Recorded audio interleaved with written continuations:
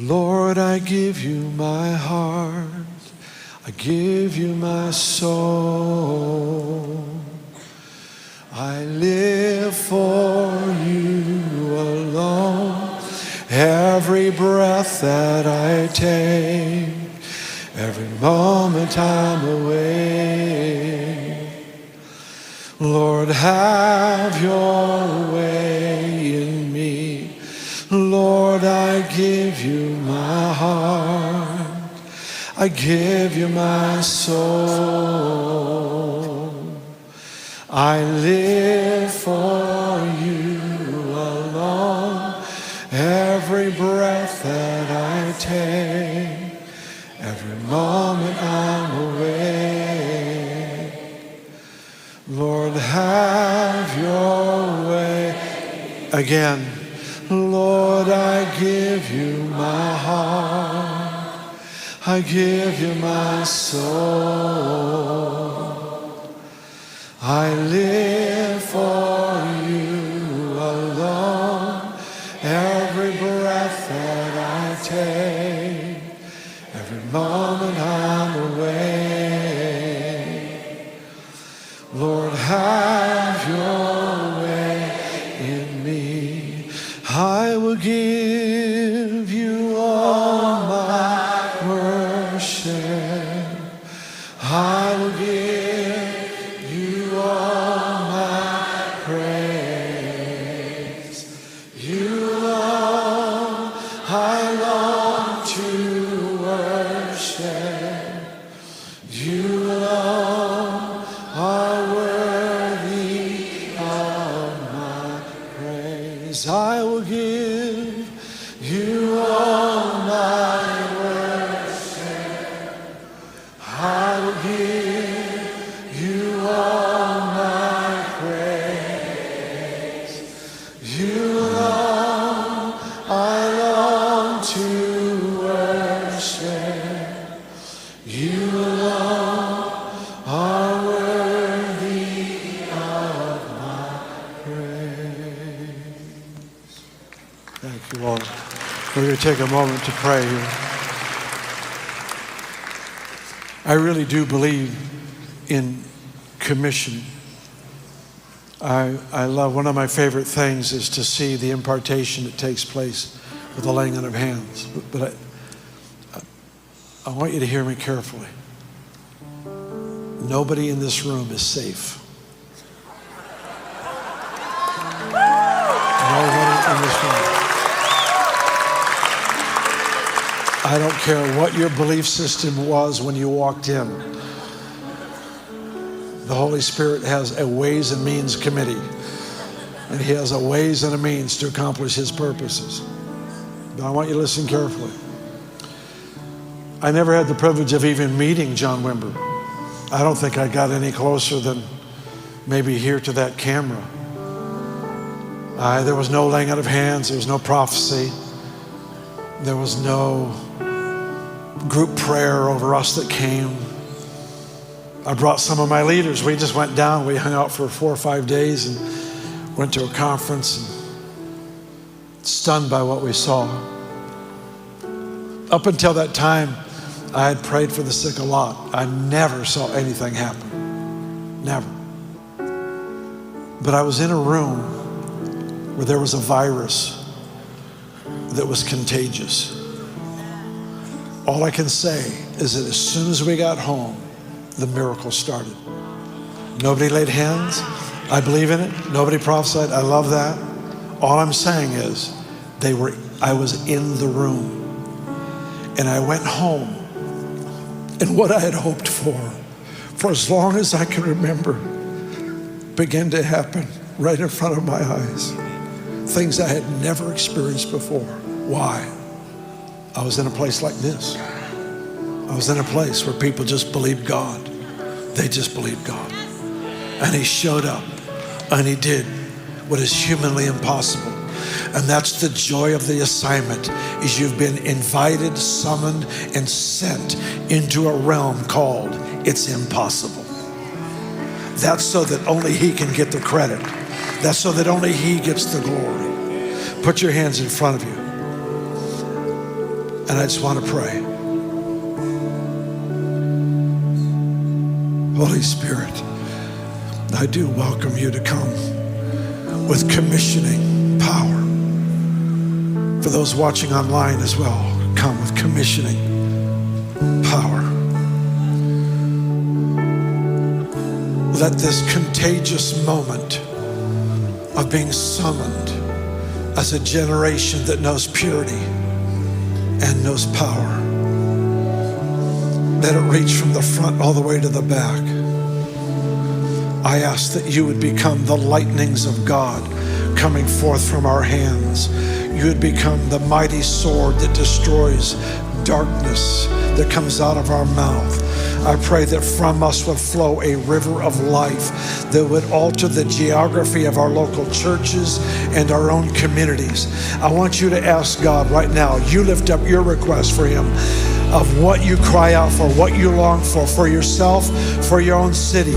Do not pray timidly. Timid prayers get timid answers. Lift your voices and pray with boldness. Pray with boldness. Spirit of breakthrough. Spirit of breakthrough. The spirit of breakthrough. The spirit of breakthrough.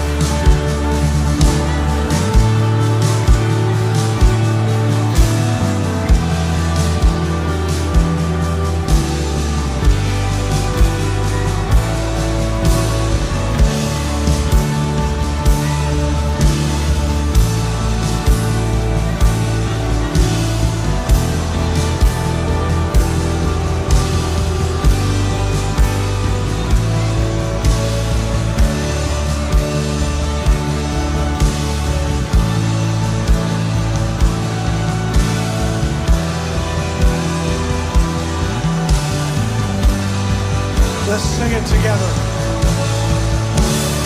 I will give you all my worship.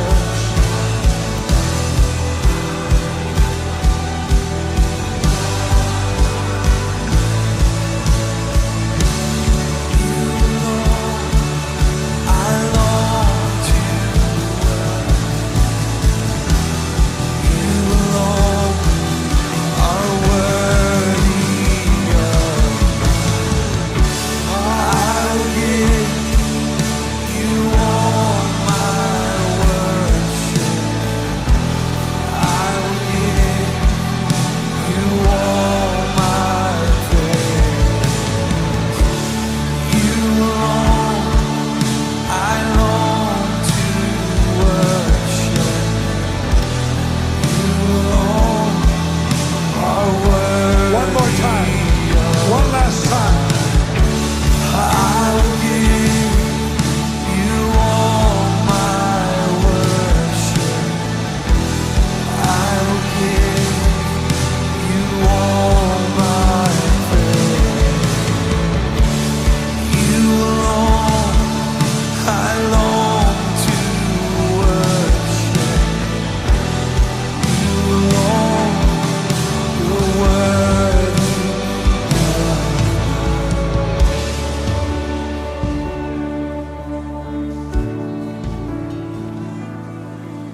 I want us to do one more thing together before we open up this ministry time. I've prayed this prayer probably literally several thousand times in different contexts over the last few years. Here's what I want to ask you to do. I want you to pray. I want you to put a hand on the person on your right or left. I want you to pray that the spirit of breakthrough would come upon them. The spirit of breakthrough, that the God of the breakthrough would demonstrate himself powerfully, strongly upon that person. Pray for them like you wish somebody would pray for you. Contend for them, that the spirit of breakthrough would be released over them. Lift your voices.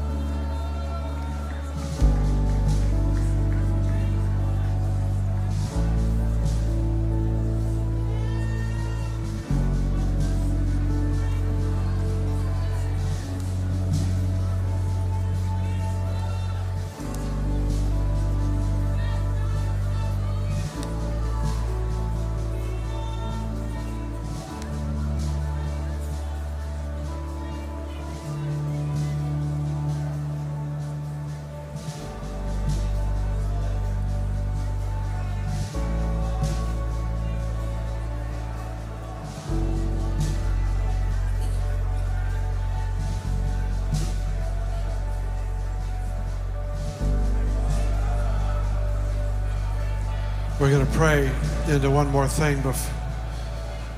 I keep saying one more thing, but that's the name of the event, so it's legal. One thing. There's such a strange story in the Gospels where Jesus walks up to a fig tree and it didn't have any figs on it because it was the wrong season. And he cursed the fig tree the fig tree that didn't bear fruit out of season. I've heard people say, well, that just shows you Jesus had bad days too, you know. I don't know, I've heard people teach all kinds of things that it represents Israel, and I tend to believe whoever I heard last. But the one thing I do get out of that story is that Jesus is the only one who has the right to expect fruit of the impossible from us. He has the right to expect it. And so right now, I want you to pray prayers of confession and decree that you embrace the lifestyle, the commission of looking for that which is impossible. Obviously, he must receive all the glory, but it is the assignment. He invited us into a family, and in this family, our DNA has written into it. They have an appetite for the impossible. They have an appetite for the impossible. So at least one more prayer that we'll pray is I want you to ask the Lord right now and make confession to him. Lord, I embrace the assignment for the impossible. I embrace the assignment. Just begin to pray into that right now. Let me never again be afraid of the impossible. Let me never again run from the impossible.